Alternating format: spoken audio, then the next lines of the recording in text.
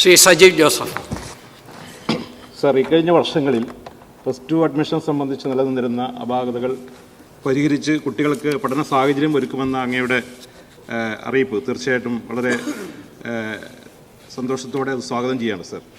Sir, ഈ മലബാർ ജില്ലകളിൽ പ്രത്യേകിച്ച് കണ്ണൂർ, കാസർഗോഡ്, മലപ്പുറം, കോഴിക്കോട് ജില്ലകളിൽ സീറ്റുകളുടെ എണ്ണം അതുപോലെ തന്നെ സ്കൂളുകളുടെ എണ്ണം വളരെ കുറവാണ്. ഈ ജില്ലകളിൽ തന്നെ ചില പ്രദേശങ്ങൾ തമ്മിലുള്ള ഡിസ്പാരിറ്റിയും വളരെ കൂടുതലാണ് സർ.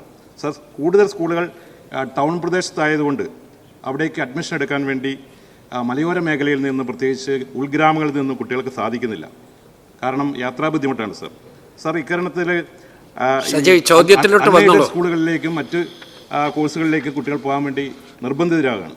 ഈ സാഹചര്യത്തിൽ ഈ മലയോര മേഖലയ്ക്കും അതുപോലെ തന്നെ ഗ്രാമപ്രദേശങ്ങളിലും കുട്ടികൾക്ക് താല്പര്യമുള്ള വിഷയങ്ങൾ എടുക്കുന്നതിന് വേണ്ടിയുള്ള സാഹചര്യം ഒരുക്കേണ്ടിയിരിക്കുന്നു. അതുമായി ബന്ധപ്പെട്ട് ഈ പുതിയ ബാച്ചുകൾ കൂടാതെ പുതിയ സ്കൂളുകൾ കൂടി അനുവദിക്കാനുള്ള നടപടി സ്വീകരിക്കുമോ? മന്ത്രി സർ, അതാണ് ഇവിടെ വിശദീകരിച്ചത്. ചില പ്രദേശങ്ങളിൽ, ചില ജില്ലകളിൽ ആവശ്യത്തിന് താല്പര്യത്തിനനുസൃതമായി കുട്ടികൾക്ക് അവരുടെ അഭിരുചിക്കനുസരിച്ച് കോഴ്സുകൾ തിരഞ്ഞെടുക്കാൻ കഴിയുന്നില്ല. സംസ്ഥാന തലത്തിൽ പരിശോധിക്കുമ്പോൾ ചിലപ്പോൾ സീറ്റുകൾ ചില ജില്ലകളിൽ, ചില പ്രദേശങ്ങളിലും ഒഴിഞ്ഞു കിടക്കുന്നുണ്ട് താൻ. ഇതിലേറ്റവും പ്രധാനപ്പെട്ട ഒരു പ്രശ്നം എന്ന് പറയുന്നത് അൺഎയ്ഡഡ് മേഖലയിലുള്ള സീറ്റുകളാണ് മഹാഭൂരിപക്ഷവും ഒഴിഞ്ഞു കിടക്കുന്നത്.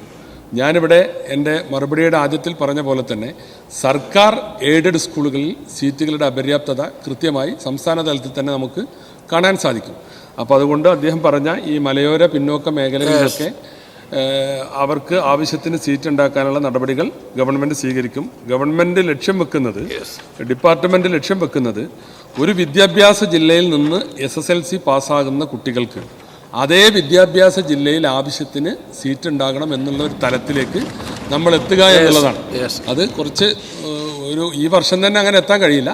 കുറച്ച് സമയമെടുത്ത് ആ ഒരു ലക്ഷ്യം പൂർത്തീകരിച്ചാൽ ഈ പറഞ്ഞ പ്രശ്നങ്ങളെല്ലാം പരിഹരിക്കപ്പെടും. സെക്കൻഡ് ക്വസ്റ്റ്യൻ സർ, മുൻപ് കോഴ്സുകൾ അനുവദിച്ച കാലഘട്ടത്തിലെ പഠന സാഹചര്യമോ കാഴ്ചപ്പാടോ അല്ല ഇന്നുള്ളത്. അപ്പോൾ അതനുസരിച്ചുള്ളൊരു മാറ്റം നമ്മുടെ സമൂഹത്തിൽ ഉണ്ടായിട്ടുണ്ട്, കുട്ടികളുടെ പഠന താല്പര്യത്തിലുണ്ടായിട്ടുണ്ട്. സർ, ഇത് പരിശോധിക്കുകയും കുട്ടികളുടെ താല്പര്യം കൂടി മുൻനിർത്തിക്കൊണ്ട് എല്ലാ മേഖലയിലും അവർക്ക് ഇഷ്ടപ്പെട്ട വിഷയങ്ങൾ തിരഞ്ഞെടുക്കുന്നതിന് വേണ്ടിയുള്ള ഈ ബാച്ചുകളെ സംബന്ധിച്ചും സബ്ജക്റ്റുകളെ സംബന്ധിച്ചും ഒരു പുനഃക്രമീകരണം ആലോചിക്കുമോ? യെസ് മന്ത്രി. ബാച്ചുകളിൽ ഇപ്പോൾ കഴിഞ്ഞ വർഷമാണ് നമ്മുടെ സിലബസ് പരിഷ്കരണം നടന്നത്. കുട്ടികളുടെ അഭിരുചിക്കനുസരിച്ച് കോഴ്സുകൾ തിരഞ്ഞെടുക്കാനുള്ള സംവിധാനം ഇപ്പോഴത്തെ ഓൺലൈൻ അലോട്ട്മെൻറ്റിൽ തന്നെ ഉണ്ട്. ഇനിയും ആ രംഗത്ത് വല്ല ഭേദഗതികളും ആവശ്യമാണെങ്കിൽ, പുതിയ കാലത്തിനനുസൃതമായ സംവിധാനങ്ങൾ ഉൾപ്പെടുത്തണമെങ്കിൽ നമുക്കത് ആലോചിക്കാവുന്നതാണ്.